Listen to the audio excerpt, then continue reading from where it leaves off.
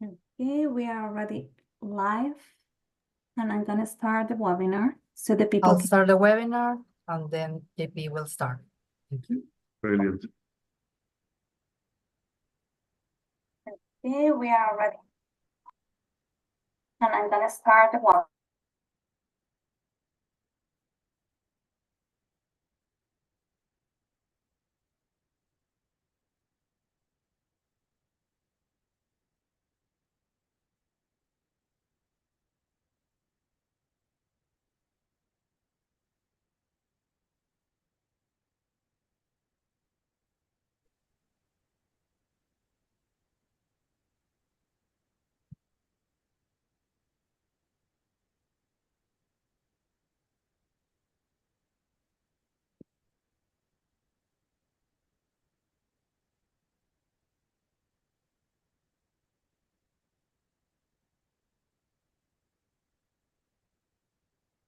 Hello, everyone. We are about to start the webinar.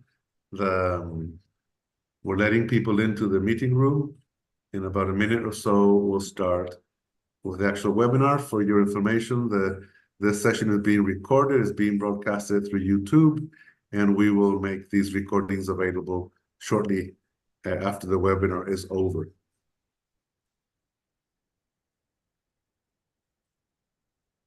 This is a webinar which is part of a series that has to do with well, different aspects of the SSC webinar series. This is the third edition, which is focused on reverse red and the World Species Congress. Could I have the next slide?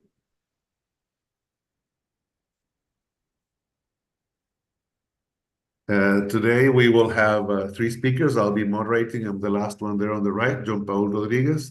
I chair the UCN Species Survival Commission and co-chair the executive committee for Reversa Red. And we also have Mike Clifford, who's the strategy director of Reversa Red, and David Field, vice president of the World Associations of Zoos and Aquariums and co-chair of the Reversa Red executive committee. You may introduce your comments and your questions in your chat. You may also want to introduce yourselves in the chat so we know who you are. Very happy to see your name and where you're watching from.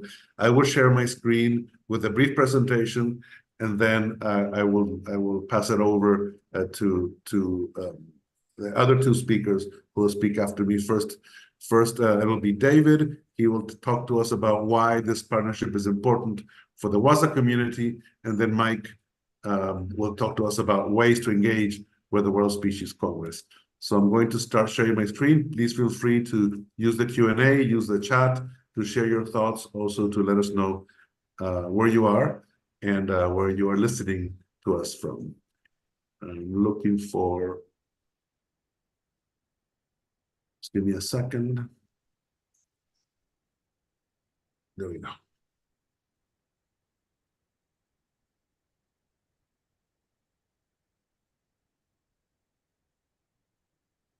I'll be giving a quick overview, about 10 minutes, of the Reversa Red Coalition and the work that we're doing to support countries to achieve the Could Montreal Global Biodiversity Framework Target 4, which is within Goal A. Now, what is Reversa Red about? What we aim to do with Reversa Red is to accelerate successful species recovery. To do this, we have built a global coalition that uses a series of tools and procedures and standards to produce this acceleration. And we're always guided by the Global Biodiversity Framework, specifically Goal A and Target 4. I have some information on those two that I will share with you in a second, but first, a little bit of context.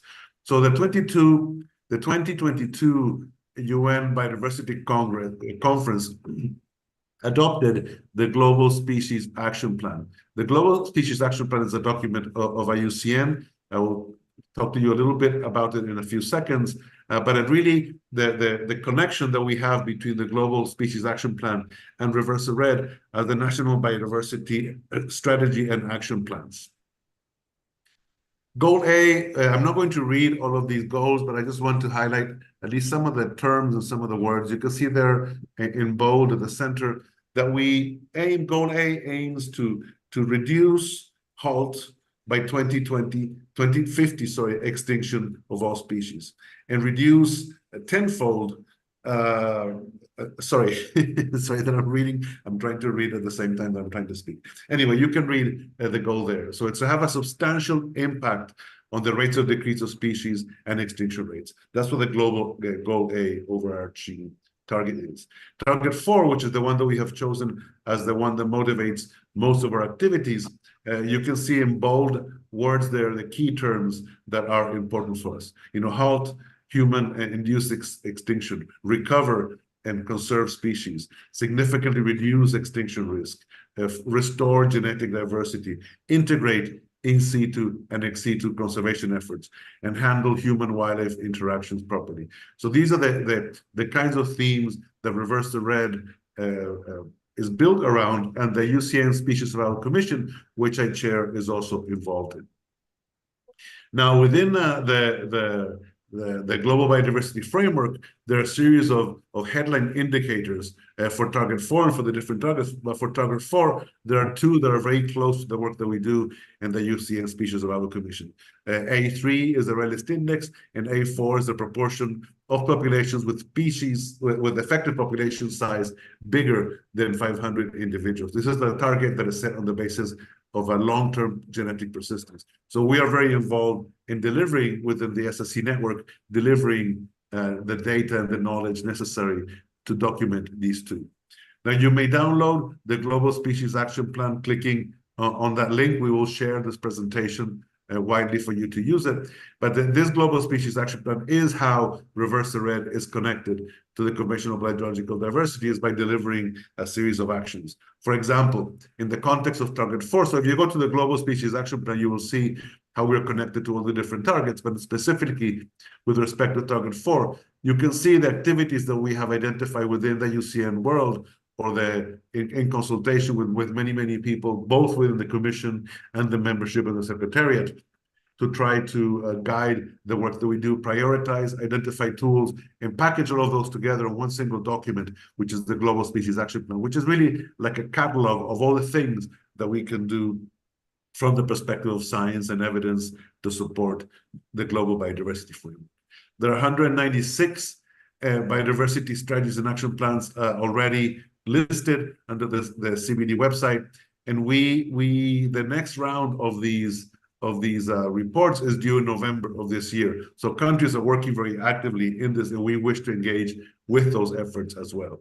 So Reverse the Red is the effort that is this coalition that I was telling you at the beginning, seeks to support countries achieving Target 4. It seeks to support the generation of evidence, the compilation of evidence, the organization, and the use of tools that follow international standards, such as those that mobilized by the UCN network, like the Red List of Threatened Species, the Red List of Ecosystems, Key Biodiversity Areas, and others. Now, Reverse the Red is looking at ways that we can support at the national level assessments of species. We can support conservation planning, implementation, ex situ. You can see a long list. We expect an integration not only with governments and governmental organizations, but also there are parts of the SSC network, like National Species Specialist Groups, seen there as NSSG, which are new groups of SSC members organized at the national level, botanic gardens, natural history museums, indigenous groups, universities, NGOs, zoos, aquarium, species conservation agencies, etc. All stakeholders have a role to play in Reverse the Red, and especially have a role to play in building these national networks around species information and conservation. The partners of the executive committee of Reverse the Red are shown there in the screen. The point here is to highlight this is a collaborative effort with many people involved. And please join Reverse the Red, visit our website, and see how you can contribute with success stories and different ways to engage with the group. We see as the main gap that Reverse the Red is helping to fill is not to create new tools and skills and frameworks and so on, but is to coordinate these and disseminate them and integrate efforts and coordinate efforts for their use. We really think that there's a There's a lot we can do in supporting national efforts and in using global and international standards, but also in sharing the stories that countries have already succeeded in implementing. We are sure that every country has at least one successful conservation story they would like to share with the world, and Reverse the Red is a platform to share those stories widely throughout the entire planet. There are 4 pillars. I'm not going to go into great detail. Please visit the website or reach out to us later. But there are 4 pillars for Reverse the Red. Mobilizing national networks, which is mostly what I have been talking about. Prioritizing and measuring impact, which is, how do we track the progress towards achieving goals? Empowering communities, which is, transferring the responsibility at the national level, having people join forces and move the conservation agenda forward, and also amplify success, tell stories, share information, share knowledge, and let people know all the good things that you're doing already for species conservation.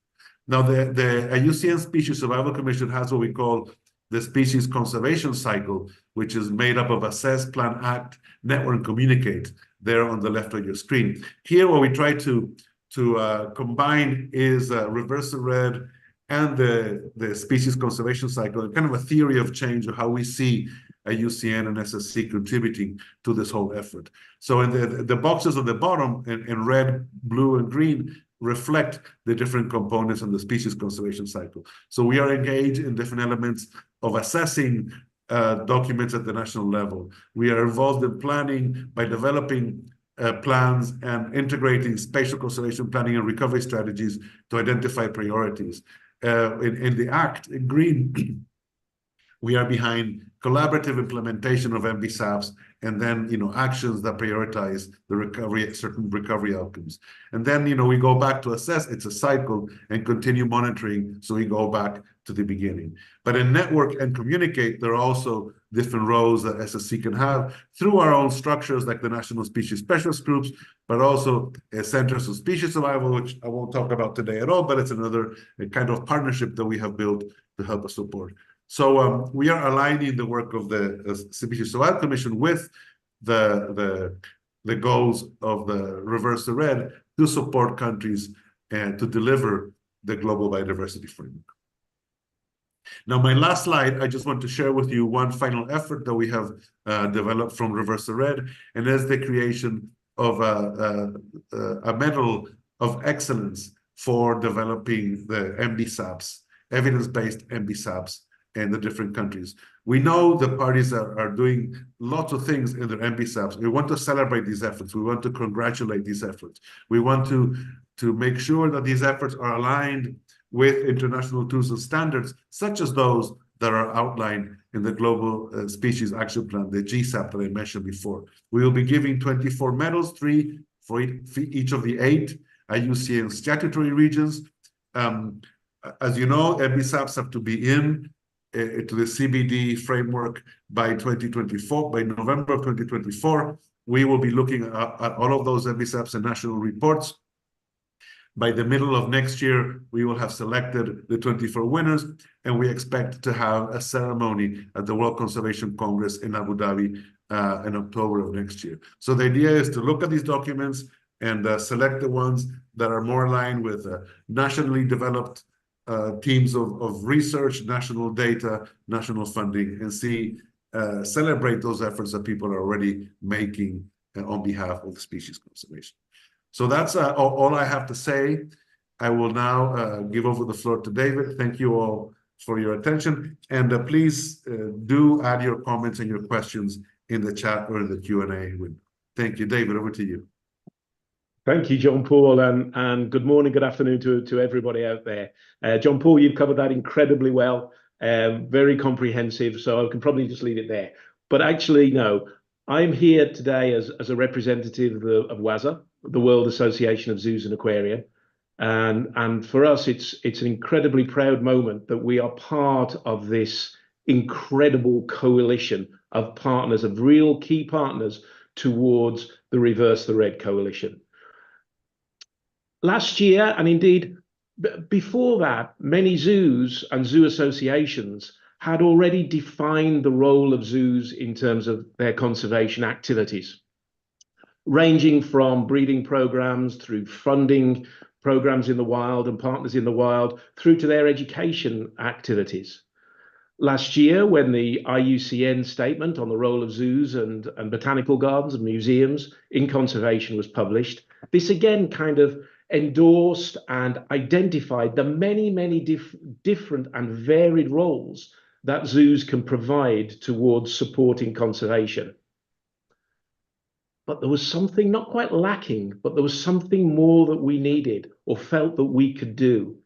And for us in the Waza community, Reverse the Red has provided this incredible focus, this real alignment with what zoos can particularly deliver in relation to impacting and reversing species decline or in wild populations.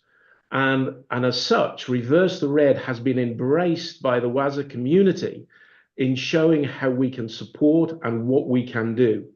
So really focused in on that target 4, as John Paul identified, but more especially when we start to look at the GSAP framework and come down through a number of those points within the GSAP framework of target 4, we particularly sit upon that target 4.4, where Waza, alongside botanical gardens as well, but in particular the zoo community, has been identified and charged with really focusing on how we can make those ex-situ captive breeding programs a real focus for reversing species decline.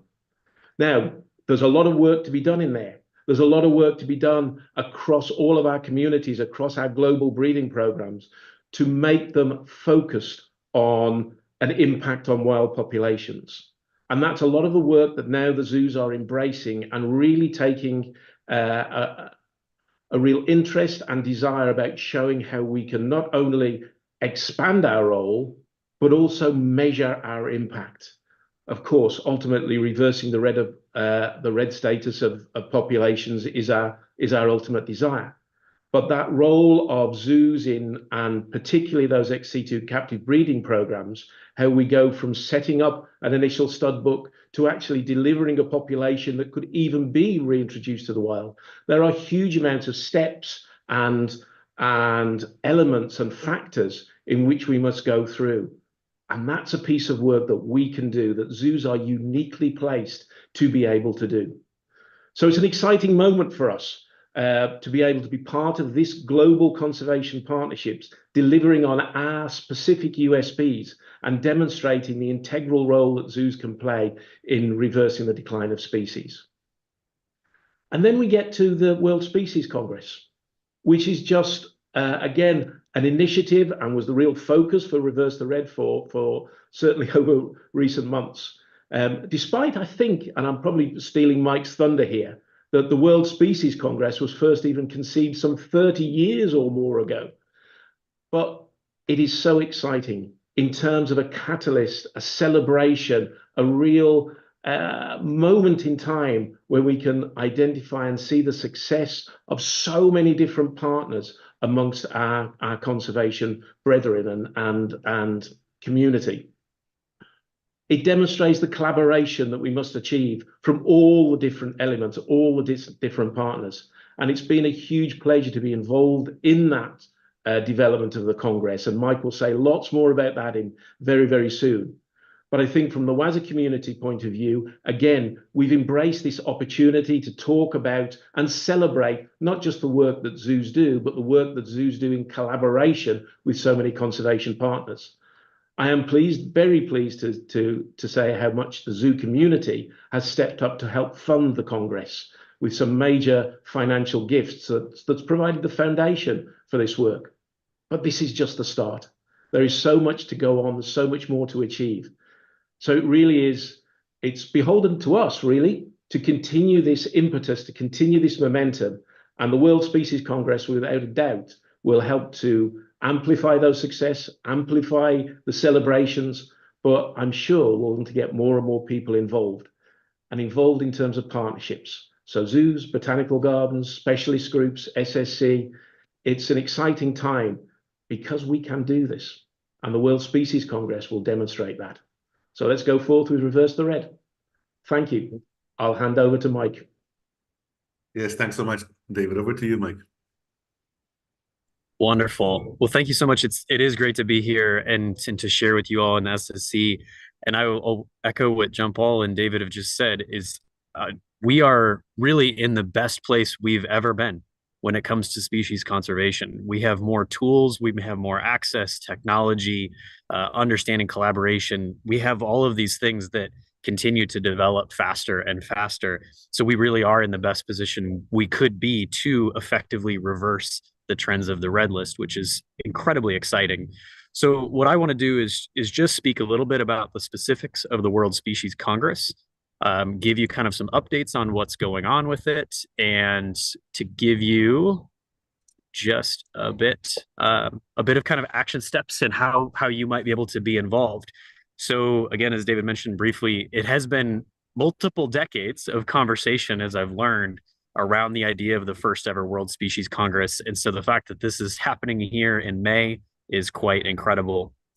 The intention behind the World Species Congress is more than simply another event, but is an opportunity for us to, one, celebrate success.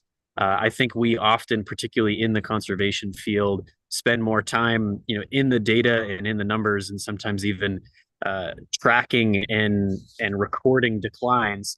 But the reality is we have success stories that are taking place every day all around the planet. And so we want to celebrate that. And beyond just celebrating, we want to learn from these stories. So as many of you probably in your career in conservation have also experienced, we can get siloed if we're, if we do fungi research, we tend to talk to other fungi researchers, or if we're tree specialists, we stick with trees or rhinos or, whatever the thing is. And intentionally, by design, the World Species Congress will look at species from all taxa, from all parts of the world, and it will give us the opportunity to learn as we hear a story about macaw recovery, and then the very next story might be from a government agency talking about national level assessments. And it's very intentionally designed as a way for us to collaborate, to learn from one another, and adopt different strategies and successful initiatives that may be able to help in the work that we do.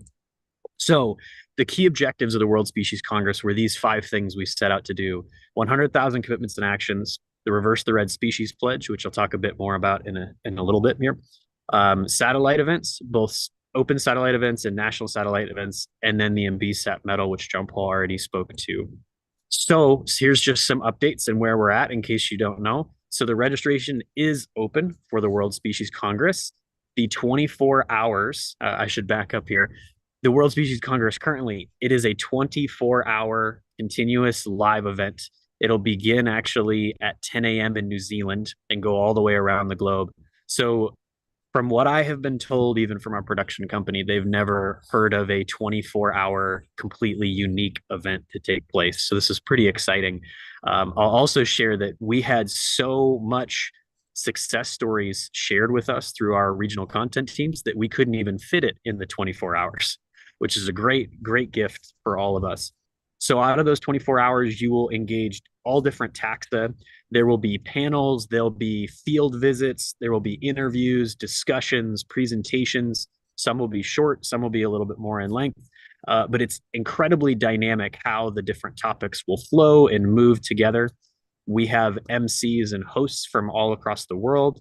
And as I mentioned, we had 11 regional teams that actually helped to create and bring all of the success stories to us. So it's been a global effort for sure, and we're so thankful for that. So again, it'll begin in New Zealand.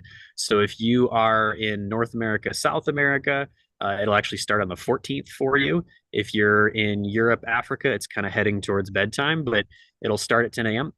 It will be translated into 12 languages simultaneously. So presenters can present in whatever language they prefer, and you'll have the option of 12 different languages to be able to engage the content in the program with.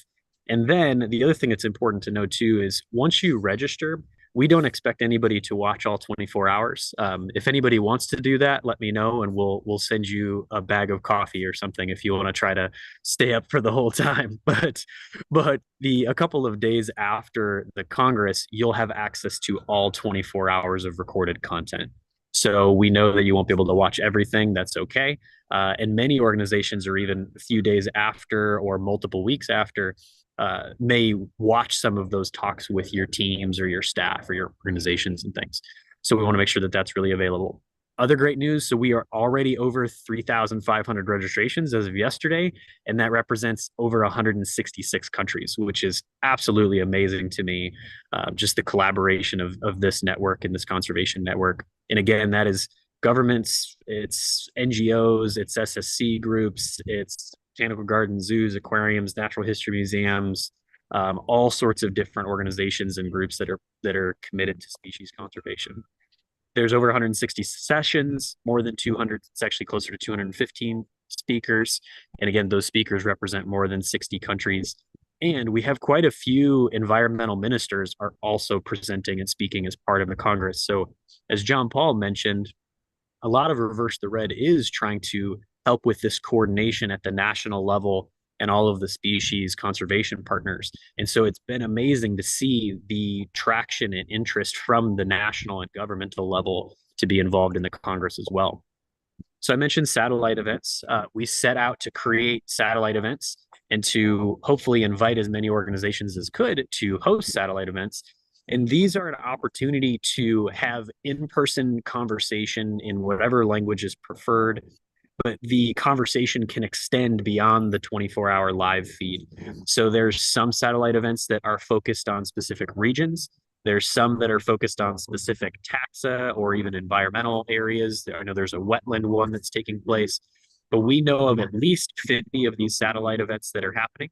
And we also set a goal of having 15 national satellite events. That is where the government in the environmental ministry was actively involved in that satellite event. And the great news is we actually have 21 of those that we know of. So we exceeded the goal of 15, which is amazing. And what that means for all of us as practitioners in conservation is that those government entities are continuing to lean in and be more and more involved alongside all of the species practitioners. So that collaboration and coordination that we're striving for, we're able to help foster that even more than it currently is with events like this. So the number one way to be helpful, if you are not registered yet, please register. That's the number one way to be helpful. Second would be to invite your network. It is all of the World Species Congress has been subsidized by amazing donors like the WASA community and a number of others. And so there's no cost to join. As long as you have internet access, you can have access to everything that happens in the World Species Congress. So we wanted to make it as accessible as possible. That's also why we invested in making sure that we have the translations available the way that they are. So please invite your network, encourage everybody who cares about species conservation to join. Other ways to get involved, there is still time. If you would like to host a satellite event, you can do that. We can send you the links to register your satellite event. I literally just learned of a couple new ones this morning. So there's constantly new ones coming in. They don't need to be incredibly complex. Some of them are as simple as a watch party at a university where they'll play the live Congress and have snacks and drinks available for the team to come and watch. And then maybe they have a dialogue following one of the really intriguing or interesting presentations that takes place. So they can be quite simple. They can be quite complex. It's really up to you. And then the last that I'll speak to for just a moment is to consider making a species pledge. So the Reverse the Red Species Pledge is focused on asking organizations and groups and individuals to pledge to participating in reversing declines of a specific species or multiple species, identifying which strategic actions you are participating in. So again, John Paul mentioned these. It could be assessment, planning, implementation, human-wildlife conflict coexistence. It could be a series of them. So we have them listed out as they are in the Global Species Action Plan for Target 4. So which species, which strategic actions, what are your measurable outcomes, and in which countries are you operating? And the reason we're doing this is, as many of you are probably aware, there's a big question as to who's working on what in what spaces, and how do we increase collaboration and accelerate that collaboration. And at the same time, as we get a better understanding of who is working on which threatened species, the inverse is we can also identify which threatened species on the red list does not have any organizations or groups committed to helping reverse declines of those species. So it kind of gives us a really fantastic set of information that we currently don't have in order to accelerate collaboration, in order to target specific species that may need immediate or urgent human action. So there's a lot that the pledge is going to allow us to do, particularly even beyond as Reverse the Red continues its efforts beyond the World Species Congress. So we would highly consider ask you to consider either hosting a satellite event or committing to the species pledge. Okay, I think that is all the things, all the details to share.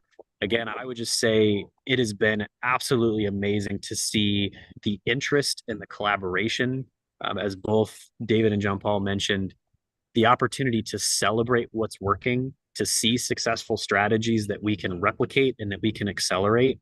We've never been in a better position, and the Congress is one moment to connect with one another, to engage these critical actions, to learn, to access tools. It's something that I know personally I'm incredibly honored to feel honored to be a part of, and to be helping to foster this kind of conversation and raise the importance and the platform of direct species recovery efforts and species conservation efforts all across the globe.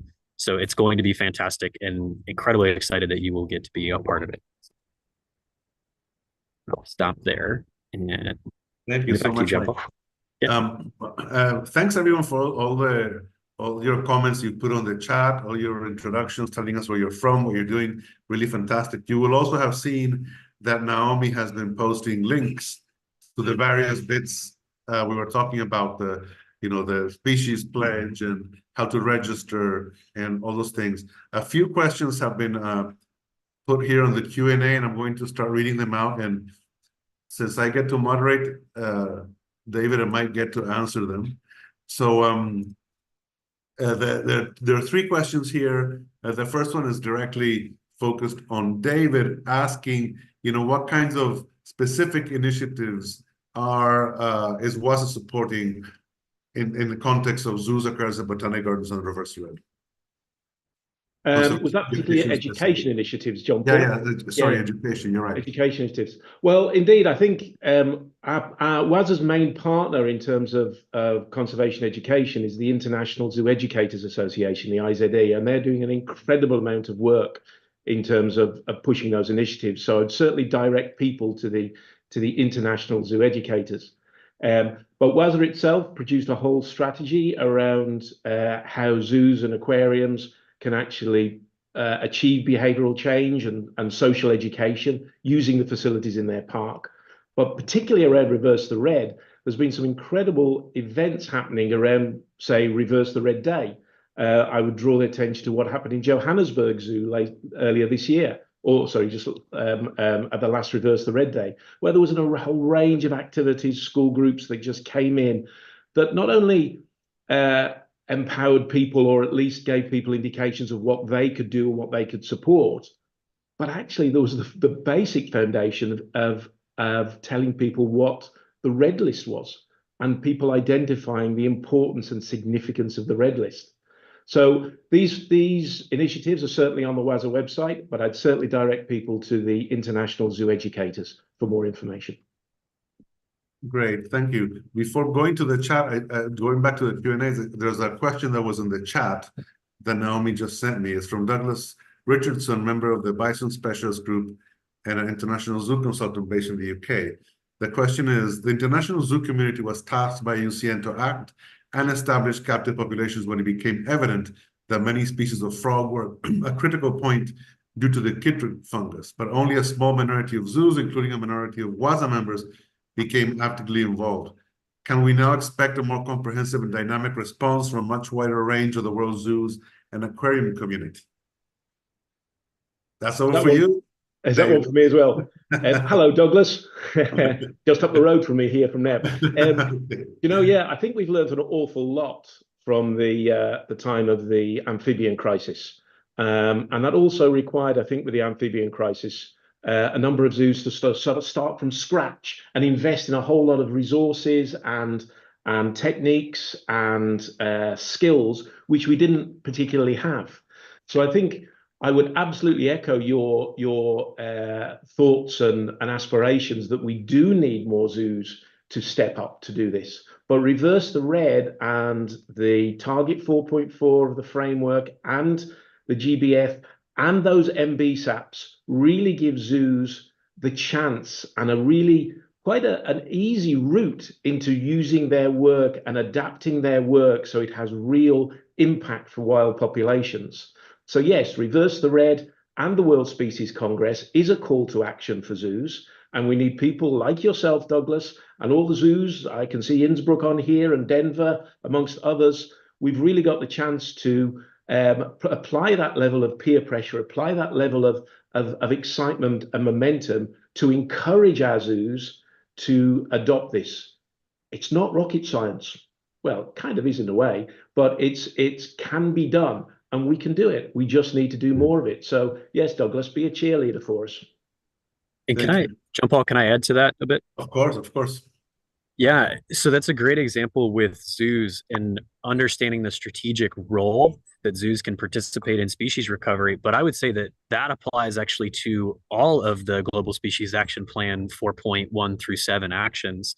It's something that we see globally is there still are many instances of really good, impactful species conservation efforts, but they're done in a way that they don't necessarily connect to all of the other efforts. And it's part of what we're trying to do with Reverse the Red is strategically understanding who's doing what. And so, for example, if we had a successful XU2 breeding program and we're able to release species, but we don't have the proper human wildlife conflict and coexistence tools in place or strategies in place, we may not be able to achieve species recovery. So it is one of the reasons why it's so important that we can all learn which strategies can we implement, design, and execute, and how do we collaborate and work together. And so just adding to that, it's yes, for zoos and aquariums and botanical gardens and beyond, how do we all connect and collaborate in those strategic ways? Great. There are 3 questions which are about collaboration, how to engage during and after the World Conservation Congress. But before that, I'm going to ask another question from Sneha Darwatkar. She's asking, sorry, I assume she could be here or not. The question is whether there'll be any stickers with the Reverse the Red, with the World Species Congress, logo available. And what can you say to that, Mike?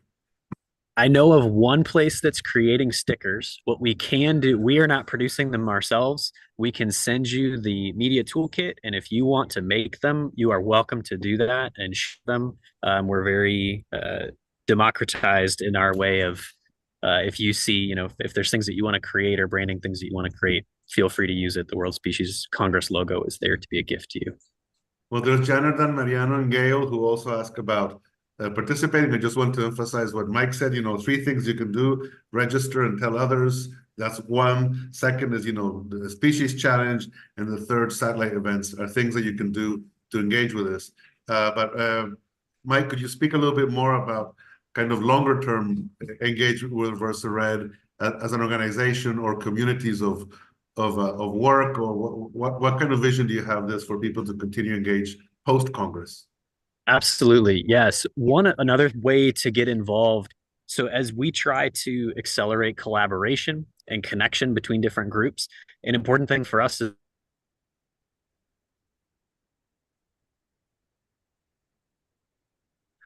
one of the best ways to let us know what you're working on and how we can make those different connections. But in addition to that, one of the best things you can do is even do a 30-second or 60-second video spot with some imagery or some different things about the projects, post it on social media and tag us in Reverse the Red. It is a great way for us to learn what you're doing and help to promote success in these different elements. Beyond the Congress, that's where a lot of our work is going to be in Reverse the Red, is creating intentional connections and strategic networks that can accelerate species recovery efforts. So really at this point is making sure we know about what you're up to, what your efforts are, and how we can help make those connections. Thank you. If your question was not answered properly or you want some more details, please type another question in the Q&A. That's great. An anonymous attendee asks us about the cost for participating in the Congress. No, there's no cost. The attendance is free and it's open to anyone, not just a UCN member. So just please just go to the website, sign up, and tell others to sign up. Samuel Wasser asks about transnational organized environmental crime and what IUCN is doing to face this crime. Well, IUCN works very closely with all the biodiversity conventions, CITES in particular, the Convention on International Trade of Endangered Species of Animals and Plants, CITES. The IUCN, the SSC network of experts is very heavily involved in supporting the parties and documenting and informing decisions by the convention. Many specialist groups of the IUCN Species of Wildlife Commission are actively working on international trade, and that goes from plants and animals. There's a lot less in fungi, but certainly plants and animals. There are task forces. We have a human-wildlife coexistence specialist group that also deals a lot with those issues. So it's a theme that is cross-cuts across the whole network, but our specific actions as a union are mostly in the context of the international conventions such as CITES. But I'm happy to put you in contact with others, though I suspect that you already have contact with some of them. I don't have any other questions on the Q&A. Any of the people who asked questions, do you feel that they were responded properly? Would you like some expansion? Otherwise, Naomi, I don't think we have anything in the chat either. We just received a question. Is there a travel grant available for participating in Congress? Can you say that again? I didn't hear. There was a lot of noise here. Can you repeat it? This is from Mohammed, and he's asking if is there a travel grant available for participating in Congress? I presume you mean the World Conservation Congress in Abu Dhabi next year. There are lots of different options through different organizations and networks. We don't have a specific travel grant within SSC to cover attendance. I encourage you to look widely and look for organizations that may be participating, look for governments, specialist groups. Some specialist groups also they get organized and attend as well. So there's no specific grant, but I'm sure that if you look around, you'll find opportunities from different sources.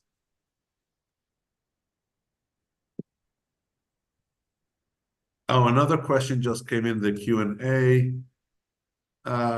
Please, how do I become a member of the UCN Mammal Group? Great question. There are lots of, there are several mammal specialist groups. The first thing that you should do is to look at the SSC website and see which groups are the groups that interest you, which taxonomic groups, if they are there already. The way to join an SSC group is to, first of all, establish contact with the chair of the group. They all have different mechanisms for joining. Some of them are by invitation only. Some of them you can apply. There's a whole diversity of ways to engage. So the first thing is to make a contact with the chair of a group and to tell that person what your interest is, what your qualifications are. These are typically networks made of experts, people who have some activity in the field already. If you're a young professional, you can join the Young Professional Task Force of SSC. If you work in a country that has a national species specialist group, that's another way to join the SSC. So it's not just for a specific taxonomic group. You may also join as a young professional or as a national species specialist group member as well. Thank you. I don't see any more questions. You're welcome. What I would like to ask David and Mike just to give us some closing words. We might be able to close the webinar a little bit earlier than expected. It's 43 minutes after the hour, and we have until 11. but maybe David and Mike can say a few words. I'll say something, and perhaps and the audience, somebody will be inspired with new questions and new thoughts. We have a bit of time left. So David, over to you first. Okay, thanks, Jean-Paul. I guess, first off, please could everybody just send this registration link out to all of your contacts. One of the most brilliant things that we can do about this World Species Congress is get mass participation. So please send out to all of your contacts so we can get more registrations. I think the one thing that I'm going to say, which we probably haven't touched on massively in the webinar, is the Species Pledge. That is something that incredibly excites me personally about an outcome from the Congress.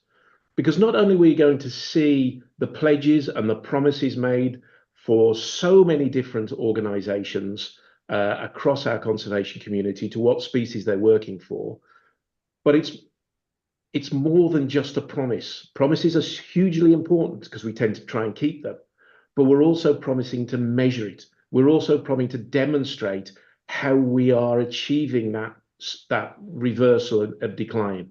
And that's exciting. And I think as we develop these species pledges, I hope it's something that's going to continue and we just grow, and then we're able to report back on that, the success of these species pledges in 10, 20, 30 years' time. So take a look at those within the Reverse the Red website, because the species pledge, yeah, I think it's something special. Mike. Fantastic. Yeah, I think a great excitement for me beyond the World Species Congress and through the Congress is seeing that Reverse the Red as an outcome. The idea of reversing the red list is such a compelling, unifying thing. I think in our species conservation world, and I've been a part of conservation and species work for just about 20 years as well, we can all get behind something that is clear, that is achievable, reversing declines and reversing the trends of the red list. And when I have the chance to sit down, whether it's with CEOs of companies or it's with government agencies or zoos and botanical gardens, when we can have a conversation around our goal, our objective is to reverse the red list, to reverse those trends. Here's the math, the science, the data, and the steps to do that. Everyone can understand that, and everyone can start to understand strategically how their actions align and cooperate. And that's what really gets me excited, is that we have everything we need to see this take place, to achieve this. We know what it looks like for countries to achieve Target 4 within Goal A. We know the steps, and we can coordinate all that. So that's probably what's so exciting to me, and how the World Species Congress, our hope is that you're going to hear 24 hours of these types of stories and these types of successful strategies. And everybody that's on this webinar and that'll listen to it later, you are a part of that. You have a critical, essential role that's needed if we're going to all achieve this together. And so that's what's really exciting for me. Excellent. So you can answer one quick question that just came up, which is about the species pledge, whether they will be publicly available so people can access that information. Yes, we will make sure that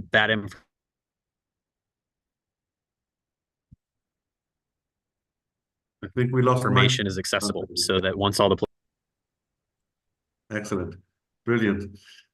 The message that I want to share with you, I think, well, David just mentioned it a second ago, but for me is the key thing, which is that conservation works. And conservation works because nature is very resilient.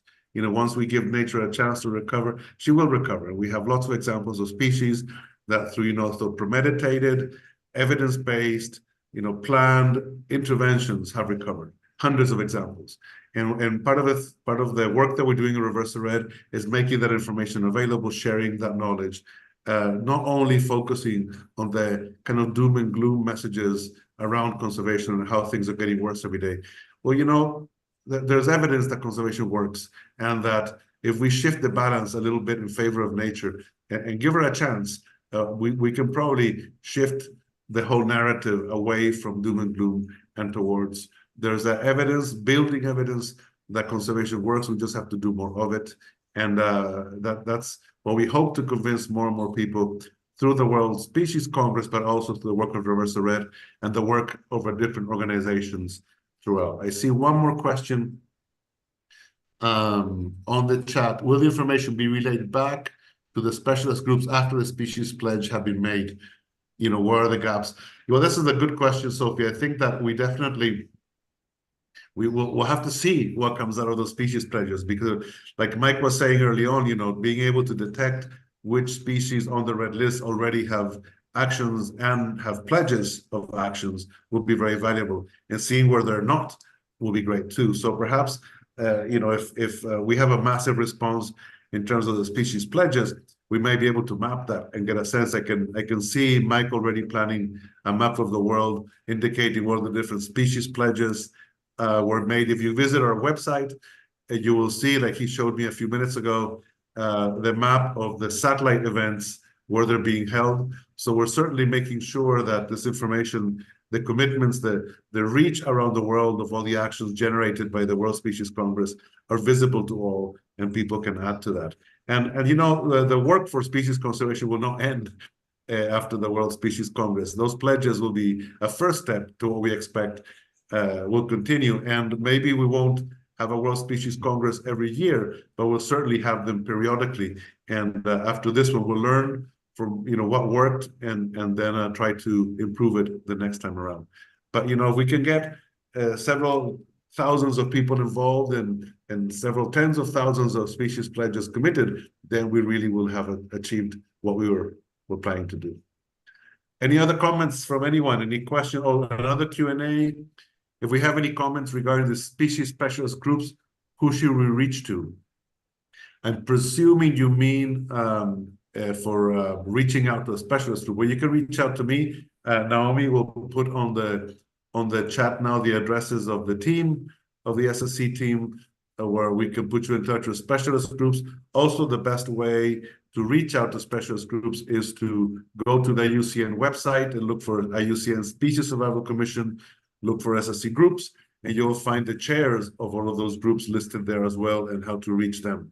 So it's a network, it's a wide network, very distributed, with many people involved. And please reach out to those that interest you and try to build that connection. But I insist, you know, the best way for younger professionals to reach out is through the Young Professional Task Force and through the National Species Specialist Groups, because they allow you to build your own constituency around SSC work. All right, 9 minutes. Oh, one more Q&A question. Okay, well, please go ahead and reach out to any others through the network, or reach out to my team if you wish. There was also, John Paul, there was a question about satellite events, if you don't mind me answering that one. Please do. Okay. Here, I'll grab, Mohammed, I'll grab screen really quick and show you where you can find that. So once you register for the Congress, this is the actual registration page here. You can click satellite events. This shows you all the ones that have been registered. We just opened up registration last week, so we know that many, many more are coming in. But as you scroll down here, you'll see this form. And so this is where you can register your satellite event. Again, it's really open to you on how much you want to do. Some of the ones that have been planned for a lot longer are, and dozens of organizations are participating. Some are opening up to the general public. And so there may be hundreds or even thousands of school groups coming to visit for the day, and they're doing various activities. So those types of things are an option. It could also be as simple as putting the 24-hour live stream up on a screen, inviting people to come in and watch and engage. So there's a lot of freedom and flexibility as to what you want to plan in your satellite event. We don't need to approve it. We just ask that you register it. That way we know that it's happening. We can help promote it. And for all of the people who do participate in your satellite event, whether yours is virtual or in person or a hybrid, we have all three formats that are taking place. We do ask that you invite everybody who's participating in your satellite event to also register for the Congress, so that they can access all of the tools and the actions and the follow-up recordings and things like that. So hopefully that answered your question there, gave a little more. And you, in the chat, Naomi just put the email addresses of several of us. Please reach out. You can go to the Reverse the Red website. There's also a place there to leave messages and communicate. Watch the YouTube video, share with others. We really want this to be a massive global event, and it's getting there already, but the more the merrier. So please help us expand the impact, and above all, help us save species and reverse the trend. Thank you all. Great to see you. Thanks, David and Mike. Wonderful. Thank you. And thanks to the team behind the scenes that most of you in the transmission couldn't see, but lots of Naomi, Adisais, Milangela, and Mayerlin are behind this effort. So thank you so much to all of you too. Bye-bye.